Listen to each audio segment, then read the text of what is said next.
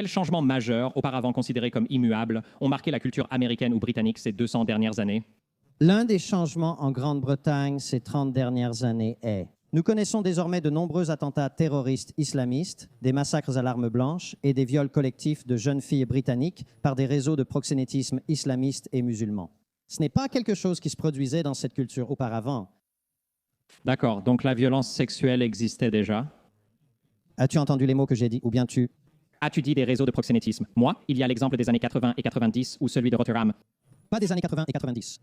Quand quelqu'un dit qu'il va débattre avec Konstantin Kisin de trigonométrie, je me dis juste « tu es stupide, tu es bête, tu es folle ». Tu penses vraiment qu'il existe un univers où tu pourrais gagner contre l'une des personnalités médiatiques les plus intelligentes et compétentes au monde? Ah oui, tu crois vraiment ça? Génial. Tu es parfait pour débattre car tu vas forcément perdre. Et c'est ce qui est arrivé. Konstantin Kisin a débattu avec Destiny, une personne qui adore vraiment débattre de tout, surtout du point de vue de la gauche sur l'immigration. Et sans surprise, ça ne s'est pas très bien passé pour lui. Si tu vois ce que je veux dire, écoutons quelques-uns des arguments. Les arguments très intelligents et cohérents avancés par Constantin. En gros, il dit que peut-être que l'immigration n'est pas une si bonne chose pour ta culture, tu sais, peut-être que ces deux choses ne s'accordent pas parfaitement. Hélas, qui aurait cru qu'on en arriverait à devoir vraiment discuter de ce sujet? Mais tu sais quoi? Parlons-en, essayons de comprendre, discutons et voyons ce que Constantin a à dire. Abonnez-vous, bienvenue sur The Pushback, je suis Irike, votre hôte. Super contenu aujourd'hui. C'est parti. L'identité nationale peut-elle survivre à une immigration ouverte? Je suppose que je vais m'en charger. Oui, je vais un peu prendre les rênes sur ce sujet. J'ai l'impression que lorsque j'entends des gens parler de sujets liés aux frontières ouvertes, à la migration de masse ou à l'identité nationale, il y a toujours deux questions qui me viennent à l'esprit et je n'entends jamais vraiment les gens préciser ce qu'ils veulent dire quand ils utilisent ces termes. Premièrement, concernant l'identité nationale, je connais peu les différentes identités au Royaume-Uni, mais je sais qu'aux États-Unis, trouver un point commun entre l'identité d'un homosexuel à San Francisco et celle d'un agriculteur dans l'Iowa, par exemple, il n'y a pas grand-chose en commun. Quand tu parles d'identité nationale, surtout quand j'y pense dans le contexte de quel type d'immigrant menacerait cette identité, quelle que soit l'identité unifiée, peu importe ce que sont ces deux choses. Donc je suis un peu curieux, je suppose que quand je pense à l'identité nationale, quand je pense au fait qu'elle soit menacée par des gens, ma première question est: quelle est l'identité nationale que nous essayons de protéger pour les États-Unis ou pour le Royaume-Uni? Et puis quand on parle de migration ou de migration de masse, quoi? Je veux juste être claire, Destiny, ce n'est pas une surprise, car c'est la perspective de la gauche. Son argument contre ou sa façon de remettre en question toute la question de savoir si une identité serait détruite par une immigration sans limite, c'est: avons-nous même une identité? Y a-t-il vraiment quelque chose dont on peut être fier? En tant qu'Américaine, nous sommes tellement différentes. Est-ce qu'il y a même quelque chose qui nous unit? Comment un nouvel arrivant pourrait-il faire une différence? Ce qui est triste chez ces gauchistes, c'est qu'ils pensent ne pas avoir d'identité nationale à protéger. Passons à la seconde partie de son argument. Qu'est-ce qu'on veut dire exactement quand on dit ça? D'accord, il y a donc deux questions. Qu'est-ce que l'identité nationale et qu'est-ce que l'immigration? Pourquoi ne pas commencer par l'immigration en prenant la Grande-Bretagne comme exemple? Donc, j'ai vécu dans ce pays. Je suis venu en Grande-Bretagne depuis, c'était simplement la Russie. Et avant cela, l'Union soviétique, en 1996. Alors, revenons à 1991, parce que c'est la date où nous avons le recensement, 1991. Que s'est-il passé au cours des 35 dernières années? Donc, il y a 35 ans, ce pays comptait une population de 58 millions de personnes aujourd'hui. La population est de 70 millions. Presque tout cela est dû à l'immigration de masse. Donc, la population immigrée de la Grande-Bretagne, c'est-à-dire la première génération, les personnes qui sont arrivées, est passée de 4 millions à 12 millions en l'espace de 35 ans, n'est-ce pas? Elle a triplé en 35 ans. Maintenant, vous pourriez dire, eh bien, est-ce que c'est beaucoup? Est-ce que c'est peu? Qui sait? Il y a eu plus de personnes qui sont venues en Grande-Bretagne au cours des 35 dernières années que pendant les 2 millénaires précédents. Donc, plus de personnes en 35 ans qu'en 2000 ans, ça semble être beaucoup, n'est-ce pas? Plus de personnes en 35 ans qu'en 2000 ans. Non, ce n'est pas beaucoup de monde. C'est juste un petit nombre normal, quelques millions. Qui s'en soucie vraiment? Nous allons parler d'autres faits à ce sujet et nous pourrons parler de l'identité nationale.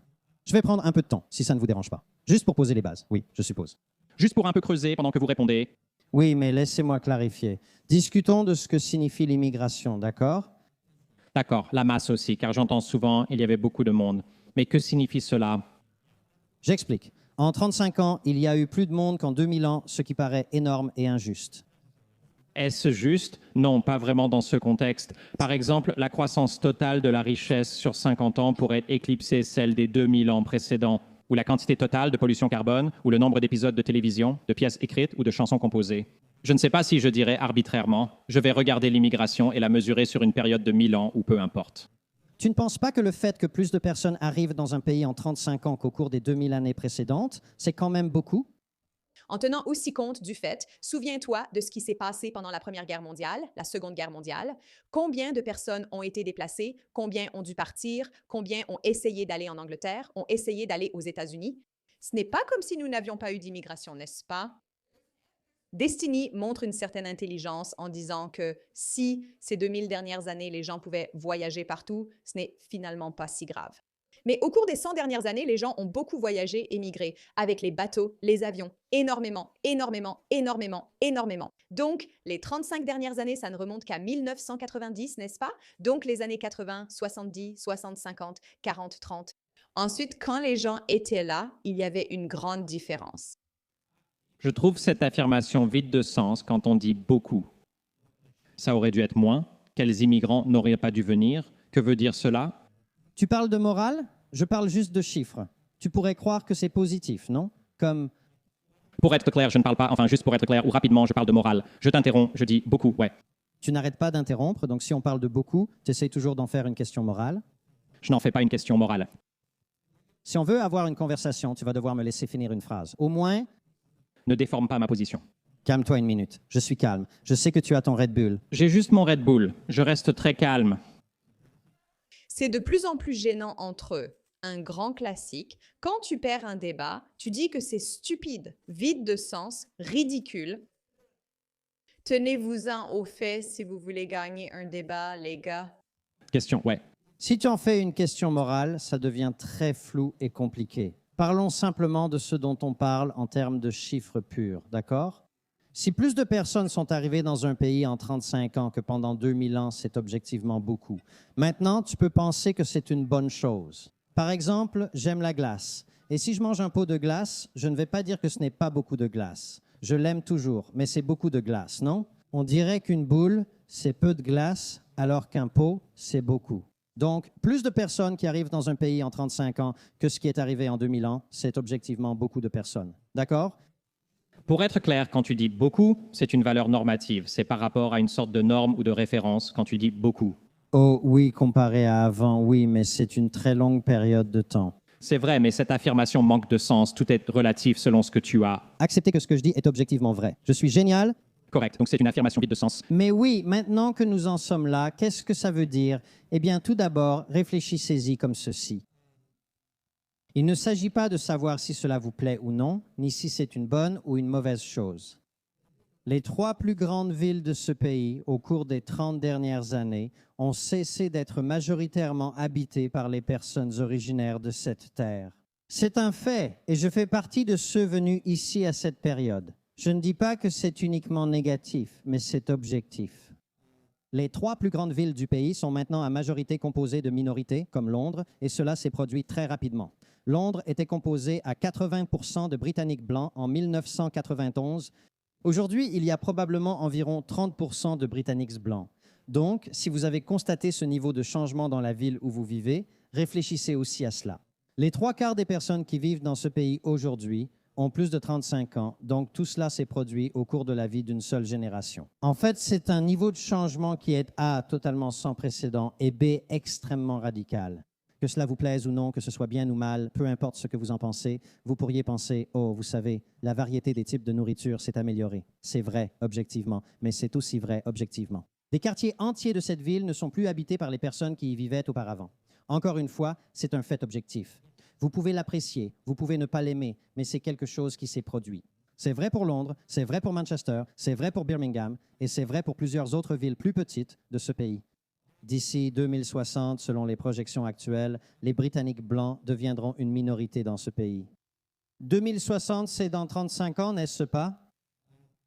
Et c'est là toute la transformation démographique. Ce sont des faits. Oubliez les opinions des gens, mon opinion, votre opinion. En ce qui concerne l'immigration illégale, il y en a maintenant presque 1 million. Nous ne savons pas exactement, car il est difficile de mesurer, mais nous avons presque 1 million d'immigrés illégaux en Grande-Bretagne.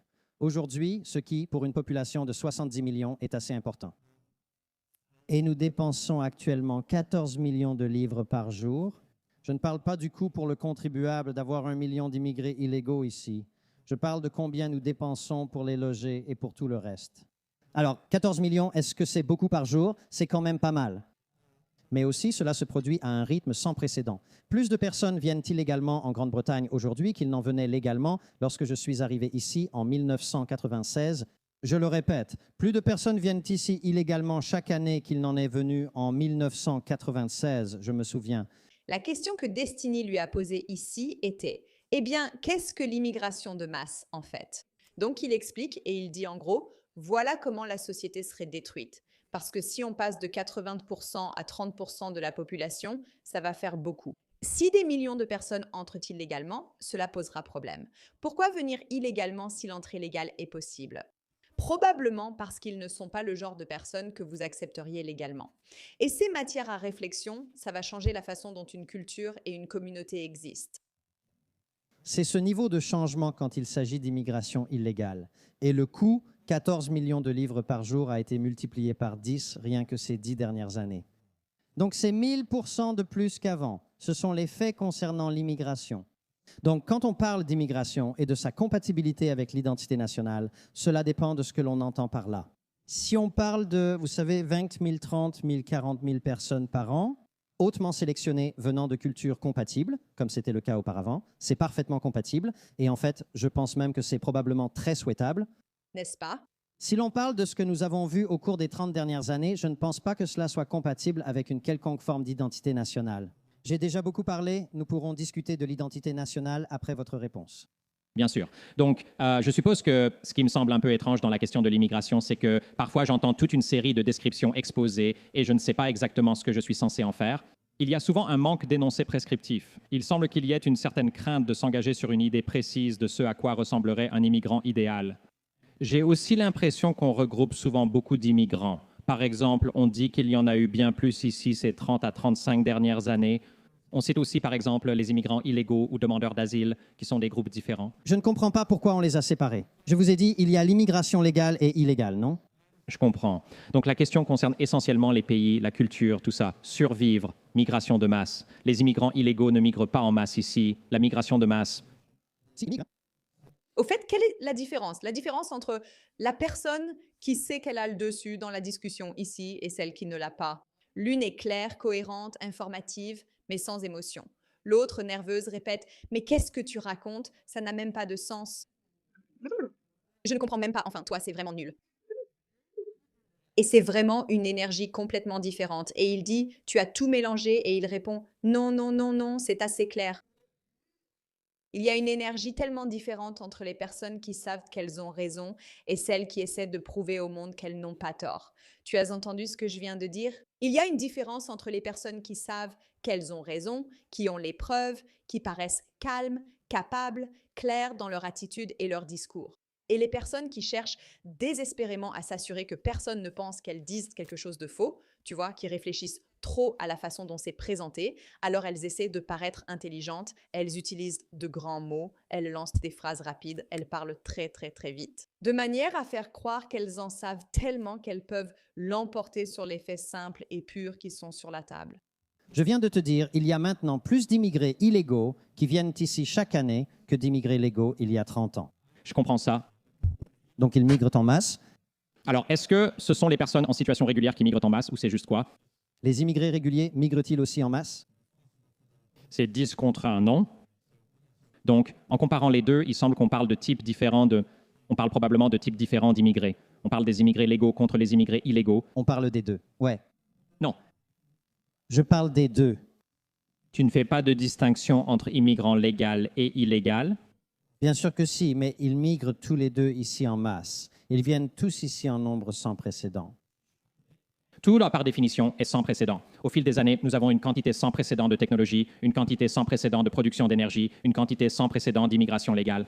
Je pense que tu ne comprends peut-être pas le sens du mot sans précédent, sans précédent, Sans précédent. Et cela ne s'est jamais produit à ce niveau auparavant. n'est-ce pas? Donc, si nous avons une immigration de 20 000 personnes par an, ce ne serait pas sans précédent, parce que nous avons déjà eu cela auparavant. Oui, mais la population du pays augmente, la population par rapport au reste de la planète augmente, l'économie croît, et il y a tout un tas d'autres facteurs en jeu. Ce n'est pas comme si tout le reste était égal, ce sont juste 10 millions de personnes qui sont arrivées. D'autres facteurs interviennent toujours. Dire que nous vivons une vague sans précédent est donc réducteur. Chaque année, des événements inédits surviennent par définition. C'est vrai. Qu'est-ce qui a été figé? Je viens de te l'expliquer. Oui, tu as énoncé plein de chiffres, et je viens d'expliquer pourquoi ils sont sans contexte et dénués de sens. Mais maintenant, je te demande, qu'est-ce qui est sans précédent? Désolé, qu'est-ce qui est resté inchangé ces 30 dernières années? L'une des choses les plus incroyables quand on débat avec quelqu'un de ta position, c'est à quel point il refuse de comprendre le sens des mots. Je viens de t'expliquer plusieurs fois que sans précédent signifie que cela ne s'est jamais produit. Il y a eu des périodes dans l'histoire de ce pays où l'immigration se comptait en dizaines de milliers. Et revenir à cela ne serait pas aller vers quelque chose de sans précédent. Ce serait simplement revenir à une pratique que nous avions autrefois. Bien sûr, ma question est la suivante. Alors, qu'est-ce qui s'est passé au cours des 30 dernières années? Y a-t-il quelque chose dans la culture américaine, dans la culture britannique, qui soit resté le même depuis 30, 40, 50, 60 ans, depuis 100 ans, sans qu'il se soit passé quelque chose d'inédit? Absolument. Je veux dire, c'est ça une culture. C'est ce qui est préservé au fil du temps, la nature d'une culture, ce que les gens font sans qu'une loi ne leur dise de le faire. Oui, mais peux-tu citer une culture qui n'évolue jamais? Combien as-tu voyagé à travers le monde? Probablement plus que toi. Probablement pas. D'accord. Tu devrais donc répondre facilement. Voici un exemple de culture existante. Chaque fois que j'essaie de répondre à ta question, tu continues de parler par-dessus. Eh bien, C'est parce que quand tu réponds, tu t'égares et tu dis des choses hors sujet. Donc ma question est, comment pourrais-je m'égarer en une demi-phrase? tu as déjà dit beaucoup de phrases. Tu penses que le temps de parole jusqu'à présent est équilibré ou tu penses t'avoir parlé plus que moi? J'ai parlé plus que toi, mais je l'ai dit. Tu as déjà parlé, mais tu ne réponds pas à ma question simple. Quelle culture, selon toi, n'a pas changé en 50 ans ou quel exemple de préservation culturelle? J'ai l'impression que les cultures changent toujours. C'est justement leur nature. Bien sûr, les cultures changent constamment. Mais si tu étais plongé dans l'Afghanistan des années 70, l'Afghanistan des années 90, l'Afghanistan des années 2010, la Grande-Bretagne des années 50, la Grande-Bretagne des années 70 et la Grande-Bretagne des années 2010, il y aurait des thèmes communs qui traverseraient ces deux endroits, de sorte que tu reconnaîtrais instantanément « Je suis en Afghanistan, je suis en Grande-Bretagne ». Tu es d'accord avec ça? Je suis d'accord que les différentes cultures sont différentes, oui? D'accord, bien joué, parfait, on y est arrivé. Alors, Eh bien, tu viens de prouver qu'il y en a. C'est comme dire, les différentes cultures sont différentes, ce qui veut dire qu'elles auraient quelque chose qui leur est propre, oui. ce qui les rend différentes. J'essaie de comprendre dans la culture britannique ou américaine quelle chose était commune il y a 30, 40, 50 ans et répandue dans tout le pays, que tu as l'impression de voir changer d'une manière qu'elle n'avait jamais changé auparavant. D'accord, c'est fait. Vas-tu répondre à cette question? Il ne va pas répondre à la question. Vas-y. J'ai essayé de répondre à votre question plusieurs fois et je vais le faire encore une fois. Cependant, tout d'abord, est-ce que je peux parler un moment maintenant? Est-ce que ça va être possible? Bien sûr. Pouvez-vous répéter ma question d'abord pour que je sache de quoi vous parlez? Vous demandez ce qu'est la culture et mentionnez la criminalité. Ce n'était pas ma question. Selon vous, qu'est-ce qui a changé dans la culture américaine ou britannique ces 30-40 dernières années par rapport aux 200 précédentes? Qu'est-ce qui restait inchangé avant?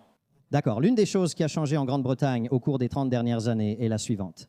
Nous avons maintenant un nombre important d'attentats terroristes islamistes, de massacres à l'arme blanche, de viols collectifs de jeunes filles britanniques par des gangs de prédateurs islamistes et musulmans. Ce n'est pas quelque chose qui se produisait dans cette culture auparavant. D'accord. Donc le viol sexuel existait auparavant. As-tu entendu les mots que j'ai dit ou as-tu simplement répondu? Des réseaux de prédateurs sexuels. Je sais qu'il y a l'exemple des années 80 et 90 avec Rotherham. Ils ne viennent pas des années 80 et 90, cela se passe en ce moment même. Quel est un autre exemple de réseau de prédateurs sexuels? Parce que je sais qu'il y a des viols et tout ça qui arrive, mais je ne pense pas qu'il y en ait. Oui, laisse-moi t'expliquer. Les grooming gangs, c'est un euphémisme pour dissimuler leur vraie nature.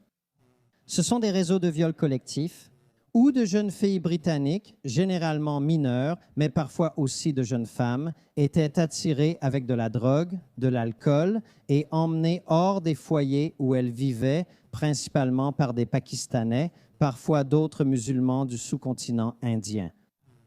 Elles étaient ciblées principalement parce qu'elles étaient blanches et britanniques, donc il s'agissait de crimes haineux aggravés par le racisme, et elles étaient violées en groupe pendant des années. Parfois, cela n'arrivait pas auparavant en Grande-Bretagne, donc c'est un changement culturel. Puis-je finir ce que je suis en train de dire, s'il vous plaît? Vous n'allez pas répondre à ma question. D'accord. Je suis en train de répondre à une question. Eh bien, Ma question est, quels sont les exemples? Je ne pense pas que cela soit arrivé en dehors du scandale du gang de Rotherham. Des viols, parfois collectifs, ont eu lieu, mais l'idée d'un gang organisé de prédateurs pakistanais visant massivement des fillettes britanniques est évoquée. Ce genre de choses, à ma connaissance, n'a pas été observé en Grande-Bretagne, en dehors du grand système de Rotherham. je ne sais pas, entre 1 demi-million et 1 million de jeunes filles britanniques auraient été violées par ces gangs, ce qui est très grave et marque un changement culturel dans ce pays. Le souci, c'est que j'ai voté pour le maintien au référendum. Car vous n'aviez pas encore subi le harcèlement des étudiants de Cambridge. Je connais l'histoire, mais je sais. Donc vous êtes venu ici avec tout un tas d'arguments préparés, c'est super. Attendez, on peut analyser tout ce que vous voulez. Arrêtez d'interrompre. Je ne m'accuse pas d'avoir des arguments préparés. Arrêtez d'interrompre, arrêtez d'interrompre. Alors répondez à ce que je dis. Arrête d'interrompre, réponds à ce que j'ai dit. Arrête d'interrompre. Répondez à ce que j'ai dit. Arrête d'interrompre. Je crois en toi, arrête d'interrompre. Je t'ai laissé parler et je t'ai laissé exposer tes arguments. Ayez un peu de respect pour moi et pour mon droit de m'exprimer aussi. C'est comme ça qu'un débat se déroule, alors arrête d'interrompre. Nous avons commencé cette discussion en parlant de l'immigration de masse et je t'ai donné les faits à ce sujet et j'ai défini ce qu'est l'immigration, d'accord, l'immigration de masse. Maintenant, tu parles de culture, je t'ai aussi expliqué ce qu'est la culture et je te l'ai expliqué en expliquant que c'est une continuité de certaines choses qui peuvent évoluer. Concernant l'immigration de masse depuis le Brexit, je n'étais pas partisan du Brexit. Je ne pensais pas que c'était une bonne idée. Je suis d'accord que cela n'a pas réduit l'immigration, mais je ne vois pas en quoi c'est pertinent ici.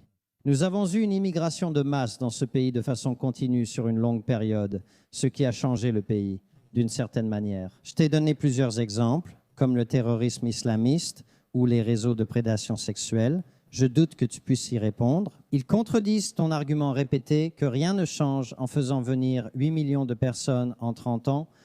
Ai-je dit ça? Est-ce que je peux finir, s'il te plaît? Ai-je dit ça? Est-ce que je peux finir? Alors, est-ce que je peux finir, s'il te plaît?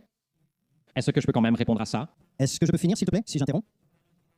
Si je t'interrompais à chaque fois que tu déformes mes propos, tu ne parlerais jamais. Je peux finir, s'il te plaît. Tu as fait remarquer que, en gros, ce que j'essaye de dire, non, pas ce que j'essaye de dire. Ce que je dis, c'est faire venir de nombreuses personnes d'une autre culture modifie forcément la culture du pays. L'autre chose que je t'ai expliqué, c'est qu'il y a eu une vague d'immigration tellement importante dans ce pays maintenant. Cela a fondamentalement changé la perception qu'ont les Britanniques de l'endroit où ils vivent. Cela affecte la dynamique démographique des grandes villes de ce pays et la façon dont les gens le ressentent.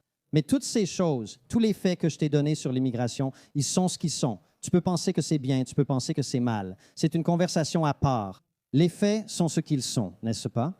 Il y a aussi la question de ce que ressentent les Britanniques à ce sujet. Quand je suis arrivé dans ce pays en 1996, 3% du public britannique pensait que l'immigration était une préoccupation majeure. Aujourd'hui, environ 65 à 70% des Britanniques disent qu'il y a trop d'immigrés dans ce pays et trop d'immigrés qui viennent ici. Maintenant, je pense que les Britanniques ont probablement une meilleure idée de ce qu'ils ressentent à propos de l'immigration que toi, Stephen, et c'est ce qu'ils ressentent. Pourquoi crois-tu que plus de la moitié des Britanniques pensent que la plupart des immigrés sont illégaux? S'ils comprennent si bien la situation ou l'impact de l'immigration, La raison pour laquelle les gens surestiment l'immigration, c'est que, de manière générale, quand on leur pose des questions, les gens surestiment à peu près tout ou sous-estiment terriblement certaines choses, parce que les gens ne sont pas très doués avec les chiffres. L'autre raison, c'est que les gens ne connaissent pas le chiffre exact, car on ne leur a pas demandé de le donner. Tu l'as déjà dit, et je réponds à ton argument sur pourquoi les gens comprennent mal les statistiques sur l'immigration. C'est parce qu'ils ne la regardent pas vraiment. En se disant, voici le nombre de personnes venues cette année, et voici le nombre de personnes venues l'année dernière. Ils regardent la réalité de leur vie, ils observent les changements qu'ils voient autour d'eux. Et ce qui les préoccupe vraiment, c'est l'impact cumulatif de l'immigration sur l'ensemble de leur vie. Ce qui, comme je vous l'ai expliqué, a été énorme, sans précédent au cours des 35 dernières années, et sera encore plus sans précédent en termes d'impact cumulatif au cours des 35 prochaines années. Il est vrai que l'immigration est tombée à environ 300 000 l'an dernier, mais cela peut changer. Je n'ai jamais prédit qu'elle atteindrait 1 million. C'est Matt qui l'a dit. Mais ce que je veux dire, c'est que la transformation sur une période de 30 ans est ce qui préoccupe réellement les gens et ils ont raison de s'en préoccuper aujourd'hui. Quant à la question de l'immigration illégale, oui, c'est vrai. L'immigration illégale représente un pourcentage plus faible de l'immigration totale que l'immigration légale. Mais elle est tout de même plus élevée aujourd'hui qu'il y a 35 ou 30 ans, ce qui est beaucoup trop. L'immigration illégale devrait être nulle. Alors, dites-moi qui a gagné ce débat. Et vous devriez tous aller regarder le débat en entier, parce qu'il est formidable. Dites-moi simplement, est-ce qu'une personne était clairement meilleure que l'autre? Je ne sais pas, mais voilà le problème avec ces gens. Ils refusent de prendre en compte les preuves. Écoutez, laissez-moi vous poser une question très simple, parce que c'était la question débattue. Une identité nationale est-elle transformée par une immigration sans limite, n'est-ce pas? Est-ce qu'une identité change si quelqu'un venait vous voir et disait « changeons-la de cette façon » ? Si vous voyez un de vos amis, d'accord, et qu'il vous disait et que vous ne le reconnaissiez pas et que vous découvriez qu'il avait subi une chirurgie esthétique pour changer 70% de son visage maintenant, son visage n'est plus que 30% de ce qu'il était avant. Diriez-vous que ce visage a changé maintenant? Si vous entriez dans une maison et que cette maison avait été rénovée, mais que seulement 70% avaient été rénovés, 30% étaient restés pareils, penseriez-vous que cette maison a changé? Question simple. Si vous parlez d'identité culturelle, qui définit une culture? Ce sont les personnes de cette culture, non? Qu'est-ce que la culture? Quelle en est la définition? Les coutumes, arts, institutions sociales et réalisation d'une nation, d'un peuple ou d'un groupe social. D'accord, c'est ça. C'est vraiment les arts et les manifestations des réalisations intellectuelles humaines considérées collectivement. C'est-à-dire, c'est tout ce qui concerne une société en dehors des lois. Ce sont les aliments, la musique, les traditions. C'est vraiment ce qui rend quelque chose unique, n'est-ce pas? Si vous allez retirer 70% des personnes qui préservent cette culture et qu'il n'en reste plus que 30%, par définition, cela va changer radicalement une culture. C'est un argument tellement simple à avancer, mais c'est exactement ce que fait ce type. Il ne supporte pas le fait que Constantine ait simplement des preuves très simples. Il ne peut tout simplement pas l'accepter. Alors il fait genre « Ouais, mais qu'est-ce que tu dis? Comment tu le sais? Est-ce que tu le sais vraiment ?» Seulement 35% des gens comprennent ce qui a changé. De quoi tu parles? Tu me harcèles. Tu ne me laisses pas parler. Tu m'interromps. Et il fait toutes ces choses que les gens font quand ils perdent un débat. Et Constantine est assis là en mode « Oui, désolé. » Je pense que c'est en fait assez simple. Si tu veux poser cette question, tu dois savoir ce qu'est l'immigration. Tu dois comprendre que beaucoup de gens qui arrivent et prennent le contrôle vont changer les choses. Prends la couleur bleue. Si tu as une couleur bleue et que tu verses 70% de rouge dans ce bleu, alors ça va passer du bleu au violet. Une réalité. Si tu prends quelque chose avec un taux de saturation et que tu le réduis à 30%, ça change. Une culture va changer si tu fais venir 70% de personnes qui ont une culture différente. Évidemment, c'est simple, facile, bref, voilà ce que je pense du sujet. Penses-tu qu'une culture évolue avec l'immigration de masse? Dis-le moi en commentaire. Merci pour ton attention.